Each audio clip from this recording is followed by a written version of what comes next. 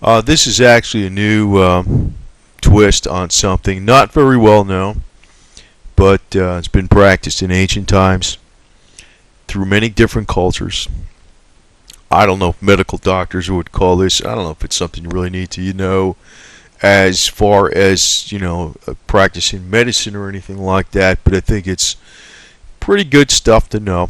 And there is another benefit to copper. Copper in beauty, actually. Copper actually is a trace element in the body, is very necessary to collagen production. If you have a deficiency in copper, you would have wrinkles, just like if you had a deficiency in vitamin C. It's essential for collagen and gray hair. So some actually state that copper, and actually certain copper peptides or copper complexes, can be used as almost like a fountain of youth or in beauty. Now, yes, I would like to sell this to Blythe Masters and charge her $1 million a wrinkle because she's an evil lady that works for J.P. Morgan. But that's a side note, and I probably shouldn't even mention that in this because that's not the subject. The subject really is copper that could be used for healing, but mainly could be used as an anti-wrinkle. Now, there's a lot of different ways to use this particular ingredient, and I'm going to get into that, but I'll just give a heads up on one of them. One of them is the simple copper bracelet. A lot of times I'll wear that. Well, I kind of don't like it because they tarnish. But let me put it that way. It's a very inexpensive type of thing to wear. Might cost $10 or $15. And say it does not work. Let's just say it does not. It's a nice bracelet, right? That's the way I look at it. So you're really not out of anything. But it's claimed by some that microscopic particles of copper will rub off into the skin, actually get into the body. Very, very, very minute amounts. And copper has like antimicrobial properties, and it's very essential for bodily functions in a number of ways. And it helps with collagen production. So, in a way, it kind of works with beauty. So, I want to get on first with some of the ancient uses of this, but I think there might be some people who will be very surprised about this. But I noticed that a lot of people want a quick fix, and the simplest things out there are actually the cheapest that are the most effective. It's not the expensive stuff. It's the cheap stuff that is actually the most effective for beauty. They don't sell it because they can't make money about it, and a lot of it's work and knowledge. This is kind of one of my areas I'm into a lot,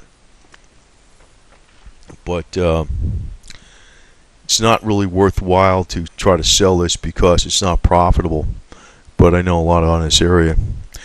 The first recorded medical use of copper was found in Smith Papyrus. I don't know if I'm saying that right, one of the oldest books known. The Papyrus is an Egyptian medical text written between 2600 and 2200 BC, which records the use of copper to sterilize chest wounds and to sterilize drinking water. Now, I'm not going to read every line and every damn thing on the articles here, and I'll post the links, but I want to kind of go over a couple things. And now, also, you're talking about sterilization of water, right? I just want to point out, you might notice, like sometimes on roofing of houses and buildings, you might see copper flashing. And a lot of times there's this like dark color on the roof, which comes from mildew or algae, a fungus or whatever the heck it is. And you'll notice that around the copper flashing of the roof, it might be all clean, and that's because every time it rains, some of that copper flashing, microscopic particles of copper come off that flashing, and it goes onto the roof, and it works like against the microbes, like the dark, color that's the algae or whatever it is, or the fungi that grows on the roof. It actually destroys it. So actually, you can see where copper is actually an anti-fungal, microbe type of ingredient, and it works that way in the body too. They've actually been treating in ancient times. This was in their medical bags in ancient times. In a hypocritical collection named for, although not entirely written by, the Greek physician Hippocrates, 460 to 380 BC, copper is recommended for the treatment of leg ulcers associated with varicose veins. To prevent infection of fresh wounds, the Greeks sprinkled a dry powder composed of copper oxide and copper sulfate on the wound. Another antiseptic wound treatment at the time was boiled mixture of honey and red copper oxide. Honey actually is another superfood, very ancient superfood. Cyprus, from which the Latin name for copper, cuprum, is derived, was where the Greeks got the metal from. So the Greeks had very easy access to the metal. So they were one of the first ones to use it too in the ancient times. By the time the Roman physician Celsus began practicing medicine during the reign of Tiberius, 14 to 37 AD, copper and its derivatives had been firmly established as an important drug in the medical practitioner's pharmacopoeia. I'm going to get on to some other things a little while, so I just hope people have the patience to get through this junk, because there is actually a whole hell of a lot with this subject, and it could be hours, but I don't think this is going to be that long. It might be about 15-20 minutes, but you might find some famous names very interesting that used copper in the ancient world for beauty treatments and how they used it.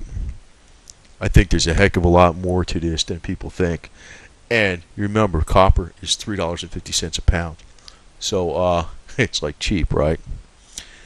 But highly, highly effective for many, many things. This also goes on for the treatment of venereal diseases. For example, Celsus prescribed a remedy consisting of pepper, myrrh, saffron, cooked antimony sulfide, and copper oxide.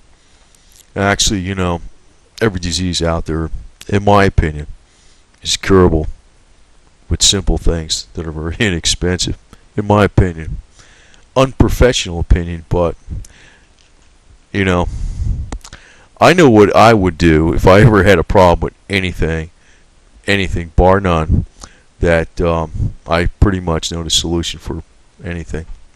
Pliny, 23 to 79 AD, another famous name in the Roman world, Pliny.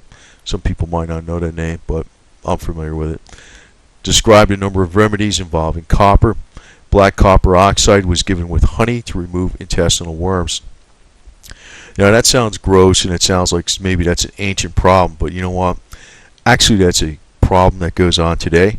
People think they don't have parasites in their body. Actually, most people do. Probably more like at least 90% of people have it. A lot. And that is the reason why they always feel sluggish.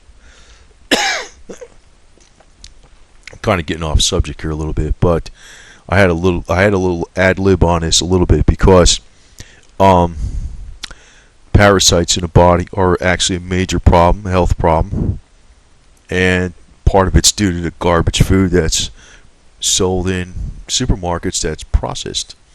So it's a lot of different things actually, but this is about copper, and actually it's more about how it works with beauty. This can actually be an anti-aging remedy, extremely cheap, extremely effective, but like anything, nothing rests upon its own. It's a combination of things, but copper used in a certain way is a very essential ingredient. I got to put that out there. Diluted and injected. He goes on with Pliny. Diluted and injected as drops into the nostrils. It cleared. In other words, talking about copper, it cleared the head. And when taken with honey or honey water, it purged the stomach. It was given for eye roughness. In other words, like pink eye when you have an infection in the eye pain and mistiness, and ulceration of the mouth, and also for ear problems. Also, the Aztecs used it. They used it for the treatment of voquium calor, literally heat of the throat or sore throat. They prescribed gargling with a mixture of ingredients containing copper. Copper was also employed in ancient India and Persia to treat lung diseases. In a 10th century book, this pharmacology book describing the use of copper compounds for medical purposes in ancient Persia. Now, I have to go over some of this because when something is used in all these divergent cultures, in a lot of cases you would think, the Aztecs talked to the Persians, or Alexander the Great talked to Romans. No, they didn't. They didn't. And if something's been used in 2400 BC and something was used in 1939, and it's basically the same thing, and they're rediscovering the same thing, kind of like a no-brainer. It has a hell of a lot of medical uses, whether it's being done too much today or not, but it was done in the ancient world. I don't think the ancients were that stupid. In 1885, the French physician Luton reported on using copper acetate in his practice to treat arthritic patients, and this kind of comes up a lot, which makes me suspect it works with fibromyalgia too. But as in anything, one specific thing doesn't do one thing a lot of times. But this is an essential element, a very essential element, and it's a very essential element in collagen production. In 1939, the German physician Hengatter noticed that Finnish copper miners were unaffected by arthritis as long as they worked in the mining industry. In other words, as long as they worked in a copper mining industry, they were unaffected by arthritis. Yet, that problem was very widespread in Finland. So, they start understanding, and they start experimenting, and eventually they successfully treated patients suffering from rheumatic fever and arthritis and neck and back problems, as well as scatia, with a mixture of copper chloride and sodium scalatate, or whatever. I'm not saying that correct, but they used a particular type of copper in the mixture that treated the patients with. Now, I'm not putting this out as medical things because you could see it gets a little more complex, but I'm kind of leading up to something. But I just want to get the little base out here as far as it's been used forever, right? Thousands of years, all across the world, every sophisticated culture there was. Is there something to it? I think so. Copper is known to be an essential element in human metabolism. It is an essential trace element, so if you have a supplement that has some copper in it, it's a smart thing. And I think the copper bracelet is probably not a bad idea. I don't know if that's snake oil, but like I said, it's only like $10-15. It's not going to break the bank, and you still got a bracelet, Anyway, anti-cancer activities of copper complexes, it supposedly has some of that. Anti-carcinogenic activity of copper complexes. Various uses, and I want to get onto this. This is probably what's going to pique people's interest, probably more than anything. And this is talking about colloidal copper. Now, you can make colloidal copper just as simple as colloidal silver. Now, colloidal silver is very easy to make. I have another video on how to make it. Well, you can look anywhere to see how to make it. You make colloidal copper the same way you make colloidal silver, except you use copper rods instead of this 99.99 silver rods. You just use copper rods. And, colloidal silver is dirt cheap to make. Basically, colloidal copper is like practically nothing because copper prices are a tiny fraction of silver prices. And you're hardly using any of the copper in the actual distilled water to make colloidal copper. You don't actually have to buy it, but you could if you want. You could buy it from these people if you want. I never bought from them, I made the stuff. That's what I did, but to each his own, whatever they want. The wonders of copper are numerous and have been used over the millennia by Queens Cleopatra and Nefertiti of ancient Egypt as treatments for their beauty, as various treatments for rheumatic arthritis and muscle and bone aches since the days of Alexander the Great during the campaigns, as a blood cleanser of arteries and brain stimulant. It has no equal, according to these people. But it is interesting that you might find it could be considered a fountain of youth in a lot of ways. It may very well be. Now, copper is an essential micronutrient, right? It's needed for red blood formation, protein metabolism, and production of RNA, enzyme activity, hair and skin color, and health of the nerves. All true, all true. But as in anything, you don't want to overdo it. Take the recommended amount. Maybe wear the bracelet. But minute amounts of this colloidal copper might be fairly smart. And it may be smart to mix it with some things that are applied to the skin, I would think. And this is another thing. It goes on to say, if you take large amounts of vitamin C, you need to take more copper. Now, also want to point out with vitamin C, smokers, they get wrinkles a lot of times because of depletion of vitamin C. A lot of people don't notice. Every single female I talked to didn't notice garbage that smoked, and 90% of them at least didn't bother to take more vitamin C.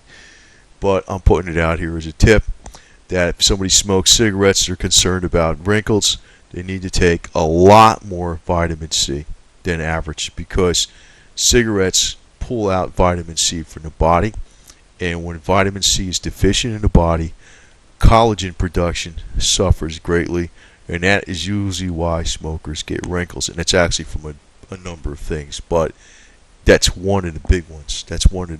It's not the only one, but that's one of the big ones. But then if you take more vitamin C, take more copper. Copper is actually a beauty aid, very cheap beauty aid that hardly costs anything.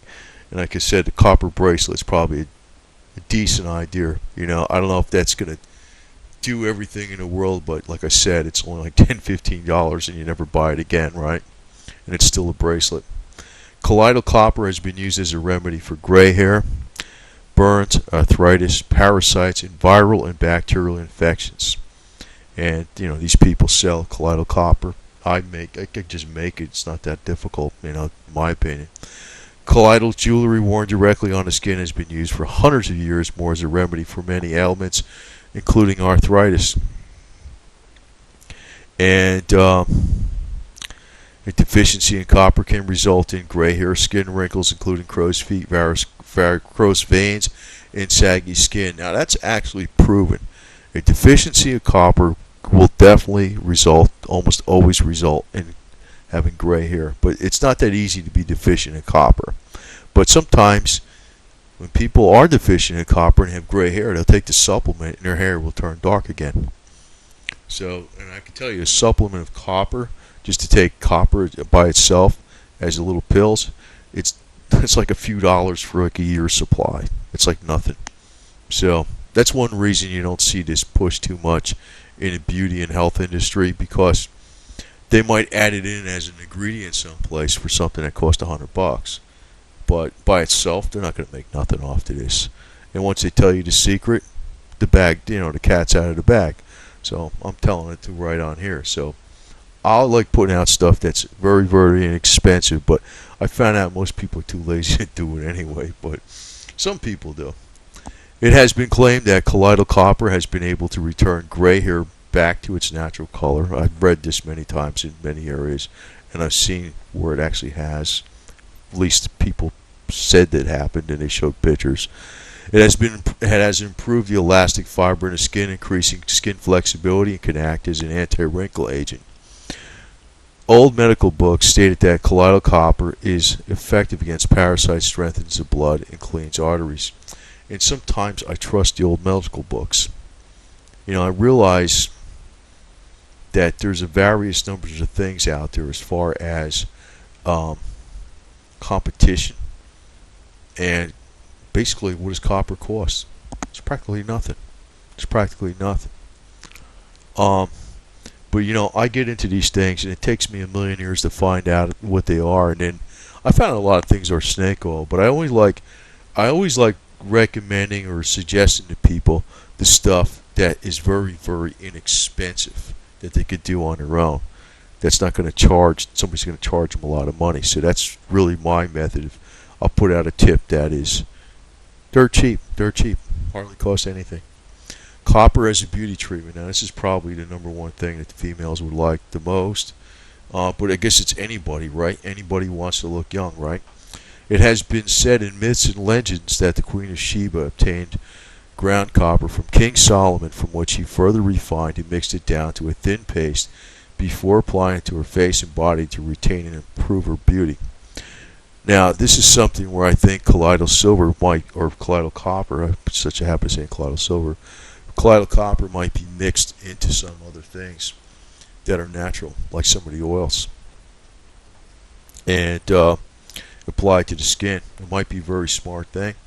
And since colloidal copper is very simple and easy to make, it might be good to just make lots and lots of it and use it for, washing the face with something else that was, and you soak the washcloth in colloidal copper. But a lot of people don't want to go to bother to all these extents. Usually, the average person likes to take a magic pill or take a magic product and be told a lot of garbage. But this is actually probably something, if somebody has no money and they want to try some beauty products out there, this is probably the most effective one going, the copper. As long as you have everything else that's nutritionally supporting skin.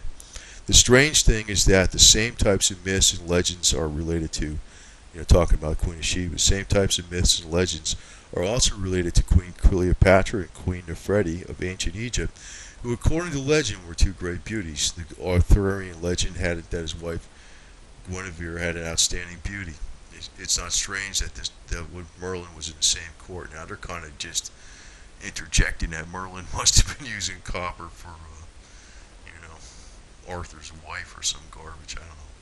But I think, let me put it this way, I have read extensively on this. I'm not going to put every damn thing I read.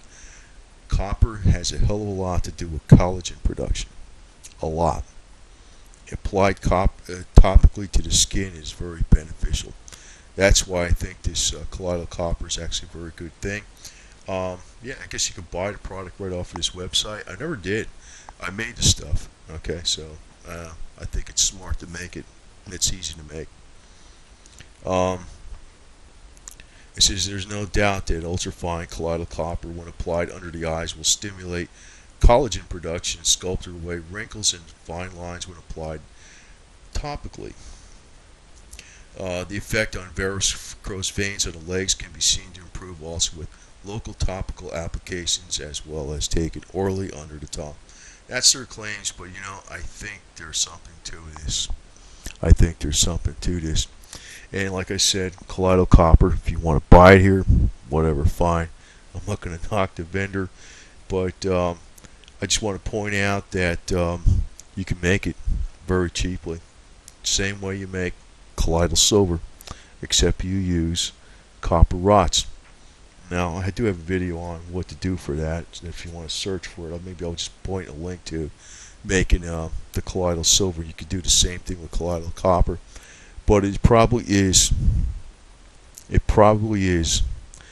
very effective beauty treatment. And like I said, it's like not one thing, it's a combination of things. Most people don't want to do the work to make the results, but a few people do. But what I'm pointing out is the secrets aren't known. This is actually a secret. It's a secret that's been around in every culture for thousands of years all across the world, but it's a big secret today in modern times. Most people don't know about this. Most people don't know about colloidal copper.